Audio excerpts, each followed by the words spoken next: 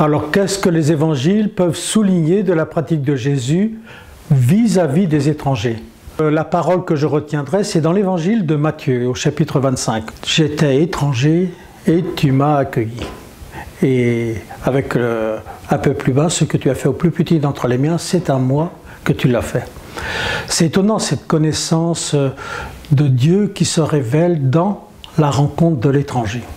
À propos des rencontres de Jésus, il y a plusieurs rencontres que je voudrais souligner. La première, c'est dans l'évangile de Matthieu, au chapitre 8, sa rencontre avec le centurion. Lui a considéré que c'est vers Jésus qu'il pouvait se tourner pour guérir son serviteur. Et devant cette demande un peu étonnante, Jésus ne l'a pas repoussé. Bien au contraire. Il a fait admirer la foi de cet étranger.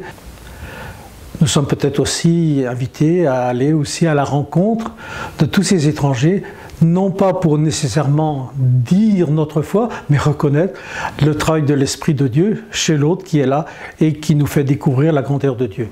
La deuxième rencontre que je voudrais souligner, c'est cette rencontre avec cette femme syrophénicienne, étrangère à la tradition juive, et pourtant qui a entendu parler de Jésus, et qui elle aussi est préoccupée par la santé de sa fille et qui se tourne en désespoir de cause sûrement vers Jésus pour lui dire « tu peux sûrement faire quelque chose ».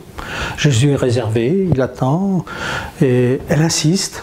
Et devant cette insistance, Jésus est bouleversé, puisqu'il dit « ta foi, femme, est grande ». Il y avait là une foi qui était l'expression de l'attente de Dieu pour tous les hommes et pas seulement pour quelques catégories. Et puis la troisième rencontre que je voudrais souligner, c'est sa rencontre dans l'évangile de Jean avec la Samaritaine.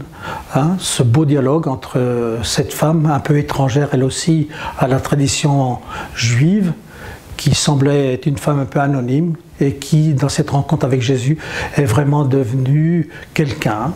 Ces rencontres sont toujours étonnantes et on n'aura jamais fini d'en puiser la richesse, et que pour nous, chrétiens, ce message de l'Évangile est peut-être une façon de traverser nos peurs, non pas de les nier, de les traverser, pour à la façon de Jésus, de considérer dans cette rencontre de l'étranger la rencontre de l'autre et de la visite de Dieu au milieu de nous aujourd'hui.